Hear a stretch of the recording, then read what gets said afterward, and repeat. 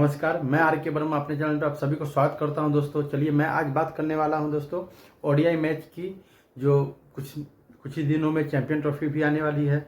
ODI 5 साल का मेरा खुद का एक्सपीरियंस है जो आप लोगों के साथ मैं शेयर करने आया हूँ दोस्तों। पहले हम जानेंगे कि आखिर ओडीआई में जीएल टीम कैसे बनती है। तो जानेंगे कि पिच का व्यवहार, पिच रिपोर्ट हमको चाहिए ही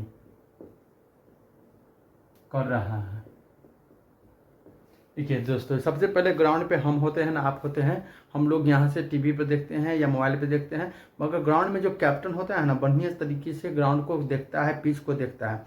तो जो टॉस जीत के, कोई भी हारने के लिए नहीं खेलता है दोस्तों। सबसे पहले जान लीजिए, कोई भी मैच हारने के लिए नहीं खेलता है, वो जीतने के लिए खेलता है। तो ग्राउंड पे का वो अच्छा, हमसे आपसे तो बेहतर वो उसको अनुभव कर सकता है। तो टॉस और करके अगर कैप्टन फील्डिंग चुन रहा है तो इसका मतलब ये जानिए कि शुरुआत में कुछ बॉलर को मदद मिलेगी, पिच से कुछ स्विंग वगैरह होगा, इन स्विंग आउट स्विंग होगी या कुछ मदद मिलेगी ताकि शुरुआती में कुछ विकेट जाएंगे। तो ये वो फील्डिंग चुन रहा है कि कैप्टन के डिसीजन को समझना होगा। अगर फील्डिंग चुन रही है तो भी टीम कैसे बनाएंगे, अगर बैटिंग चुन रही है तो टीम कैसे बनाएंगे। हम थोड़ा हल्का सा आइडिया दे देते हैं, सारी बातों को बताने के लिए वीडियो बहुत लंबी हो जाएगी। तो अगर फील्डिंग चुन रही है टीम तो ये जानिए कि शुरुआती अगर गेंदबाज को आप रखेंगे तो शुरुआती बल्लेबाज को ड्रॉप कर सकते हैं, चाहे वो कितने ही अच्छे बल्लेबाज ही क्यों ना हो। ये आपको मानना पड़ेगा। अगर फील्डिंग चुन रही है तब, अगर मान लेते हैं बल्लेबाजी चुन रही है तो बड़ी आसानी से दोनों ओपनर को ले लीजिए, क्योंकि हम तो फिर मेरा खुद का भी मैच ही काम आएगा। क्योंकि गेंदबाज में क्या होता है कि गेंदबाज को भी शायद कोई ऐसा मैच जाएगा कि गेंदबाज को 5 विकेट 6 विकेट ले ले, 100-150 पॉइंट दे दे। मगर ओडीआई में बल्लेबाज को आप देखेंगे कि शतक भी मार देते हैं, 150-150 रन मार देते हैं, पर 200 रन। अब तो ऐसा हो गया है कि अभी जो आधुनिक युग में 200-250 रन बनते हैं। खुद रोहित शर्मा का 264 रन का रिकॉर्ड है। तो कहने का तात्पर्य है यही है कि ओडीआई में बल्लेबाजी को ज़्यादा प्रेफर करे और बल्लेबाज को ज़्यादा लेने का कोशिश करे, मगर वैसा बल्लेबाज जो मैच्योर हो, जो लंबी रेस का घोड़ा हो। कहने का तात्पर्य है कि जो बल्लेबाज टिक सके, पिच पर खेल सके, पिच पर अपना समय दे सके। हमको यहाँ भले ही 50 बॉल खेले 55 रन बना के जाए, भले ही 70 बॉल खेले 90 रन बना के जाए, यहाँ पर हमको स्ट्राइक रेट कोई आधार पे बल्लेबाज को नहीं लेना है। यहाँ पर ओडीआई है, लंबा मैच है, लंबा समय का मैच होता है। तो मैच्योर बल्लेबाज जैसे आप रोहित शर्मा बोल सकते हैं, विराट कोहली बोल सकते हैं, सुमन गिल बोल सकते हैं, केएल राहुल बोल सकते हैं, डेविड वार्नर बोल सकते हैं, बटलर बोल सकते हैं, न्यूजीलैंड के क्या होते हैं विलियमसन बोल सकते हैं, ऑस्ट्रेलिया के स्मिथ हो गए। तो बहुत ऐसे बल्लेबाज है कि आप अगर क्रिकेट का नॉलेज पर रखते हैं तो आप जानेंगे कि हाँ, कुछ बल्लेबाज ऐसे हैं कि लंबी रेस का घोड़ा होते हैं और आराम से। यहाँ से चालू होगा, ये दोनों चीज़ तो आपको कोई भी मैच में ये 2 चीज़ तो आपको देखना होता है। और ओडीआई का लॉजिक, जो 5 लॉजिक मैंने बताने वाला हूँ, मैं 5 लॉजिक जो बताऊंगा उसमें से पहला लॉजिक यह है कि वैसा बल्लेबाज जो क्लासिकल और मैच्योर हो, जो लंबी रेस का घोड़ा हो, उसको आपको टीम में रखना है। दूसरा लॉजिक बताऊंगा कि देखिए, ओडीआई में पहले भी बता चुका हूं कि बल्लेबाज को पॉइंट अधिक हो जाते हैं। होते क्या है कि गेंदबाज अगर 2 विकेट लेता है तो 50 पॉइंट होता है, मगर बल्लेबाज अगर 40-40 रन 50 रन का पारी और 3-4 बल्लेबाज खेल के चला गया तो आपको बड़ी आसानी से 60 पॉइंट 70 पॉइंट आपको मिल जाएंगे। मेरा मानना है कि अगर ग्राउंड का रिपोर्ट, अगर आपको बल्लेबाजी, पिच बिहेवियर, बल्लेबाज ऐसे भी देखा जाता है कि अभी का जितना भी पिच होता है, अभी अमेरिका का वो मतलब T20 वर्ल्ड कप छोड़ दे तो अधिकांश सब जगह का, चाहे इंडिया का पिच हो, आप चले जाइए इंग्लैंड चले जाइए या मान लेते हैं आप वेस्ट इंडीज चले जाइए, ऐसे सब जगह का पिच ज़्यादा से ज़्यादा अभी लोग बल्लेबाजी ही तरह का पिच बनाता है ताकि ना होगा स्पिनर को आप ले।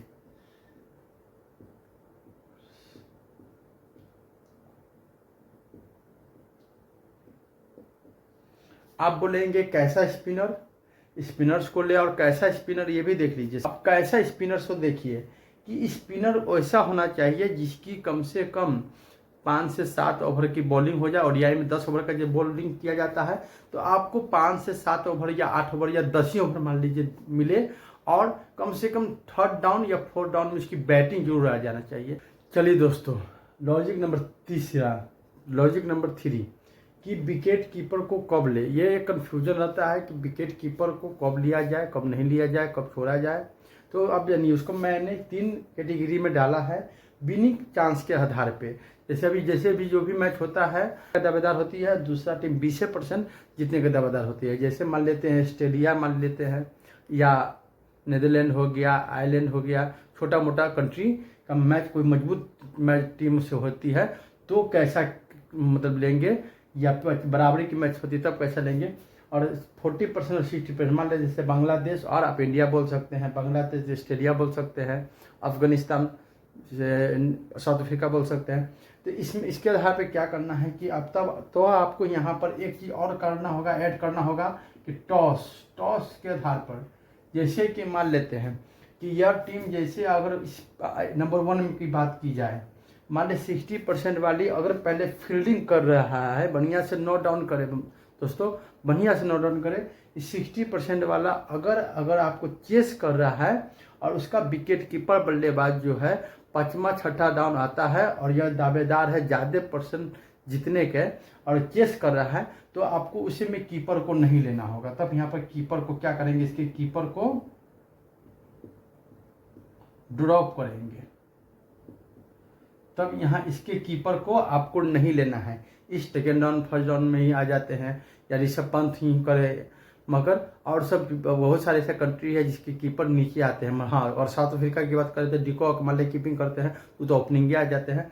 अगर ओपनिंग आते हैं या फर्स्ट डाउन आते हैं तो आपको लेना ही लेना है, क्योंकि चेस कर रही है टीम, तो आपको उनको ऊपर ही भेजना है, क्योंकि भाई कमजोर टीम है तो वो मतलब कम स्कोर मारेगी और चेस करने वाली टीम बड़े आसानी से चेस कर लेगी। मगर अगर उसका कुछ कंट्री ऐसे भी है और उसका मैच हो रहा है, उसका कीपर अगर 5वां 6ठा डाउन आता है तो आपको वहाँ पर कीपर को ड्रॉप कर सकते हैं, तब आपके सामने वाली टीम के कीपर को ले सकते हैं। मगर बल्लेबाजी भी कर रहे हैं तो भी आप इसको ड्रॉप कर सकते हैं कि शुरुआत के इसके बल्लेबाज अगर मान लेते हैं बल्लेबाजी, पहले तो बल्लेबाजी चुना, और बल्लेबाजी चुना है तो बल्लेबाजी 3-4 बैट्समैन ही अधिक से अधिक रन मार देंगे तो उस ओवर में भी उनको मौका नहीं मिलेगा। तो इसके आधार पे आप लाइनअप के आधार पे आप कीपर को ले सकते हैं।